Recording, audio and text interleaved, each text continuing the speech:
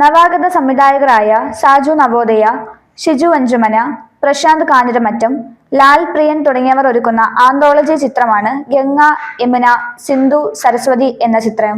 സ്ത്രീ ജീവിതങ്ങളെ പ്രമേയമാക്കിയാണ് ചിത്രം ഒരുക്കിയിരിക്കുന്നത്. സമൂഹത്തിലെ വ്യത്യസ്ത മേഖലകളിൽ ജീവിക്കുന്ന 4 വനിതകളുടെ കഥയാണ് ചിത്രം പറയുന്നത്. നമ്മുടെ ചുറ്റിനും കണ്ടുവരുന്ന സ്ത്രീകൾ അനുഭവിക്കുന്ന കാര്യങ്ങളിലൂടെയാണ് ചിത്രം കഥ പറയുന്നതെങ്കിലും ഇതൊരു സ്ത്രീപക്ഷ സിനിമ ആയിരിക്കില്ല എന്നാണ് സംവിധായകർ പറയുന്നത്. എല്ലാത്തരം പ്രേക്ഷകരെയും രസിപ്പിക്കാൻ പാകത്തിനാണ് ചിത്രം ഒരുക്കുന്നത്. ചിത്രത്തിന്റെ പൂജ പാലാരിവട്ടം POCയിൽ നടന്നു. പൂജാ ചടങ്ങിന്റെ ഔദ്യോഗിക ഉദ്ഘാടനം നടനും നിർമ്മാതാവുമായ ലാൽ നിർവഹിച്ചു. ജോണി ആന്റണി, സോഹൻ സീനുലാൽ, കുക്കു പരമേശ്വരൻ, അഭിജ ശിവകല, ദീപ്തി മേരി, സാജൻ പള്ളുരുത്തി തുടങ്ങിയവരും പൂജാ ചടങ്ങിൽ പങ്കെടുത്തു.